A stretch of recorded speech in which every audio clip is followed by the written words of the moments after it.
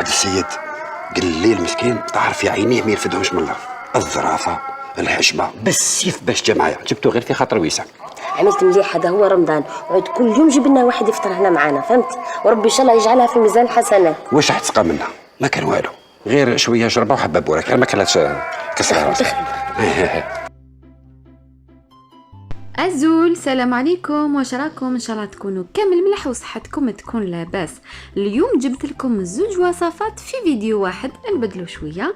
نبداو في الوصفه الاولى تاعنا اللي هي الطبق الرئيسي تاعنا تاع اليوم، راح يكون طاجين جلبانه والقرنون باللحم، يحمر لك الوجه تلمو بزاف بريزونطابل. هنا عندنا اللحم، البصل والثوم، جلبانه والقرنون، نقيتو تري بيان ودرت له القارص باش ما يكحلش. في طاجين درت كلش، اللحم وبصله ملحيه وثوم مع زوج مغارف تاع الزيت، ملح وفلفل كحل وشويه تاع راس الحانوت، نديرهم يتقلاو على نار تكون ناقصه. الماكله تاعنا لازم ديما نعطوها حقها في التقليه باش تجي بنينه. كي يتقلى فريمون تري بيان نمرق عليه بالماء سخون ونخليه يطيب.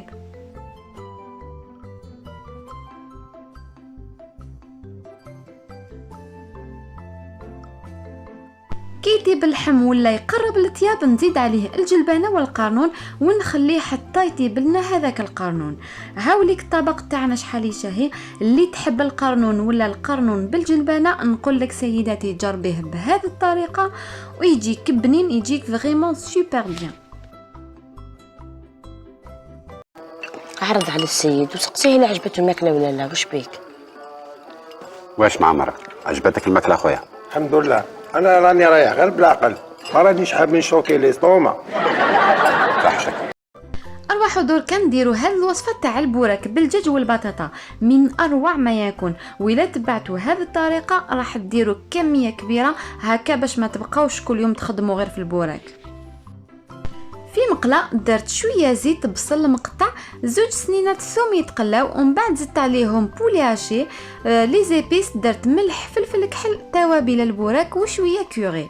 كي طابلي كلش زدت عليهم ربطه معدنوس، بطاطا غليتها في شويه ما وكرازيتها، ملعقه كبيره فخوماج موندور، وزدت عليهم تاني فخوماج غابي. انا هنايا استعملت النابولي، نتوما اللي تتحكموا في الفرامج كل واحد والذوق تاعو.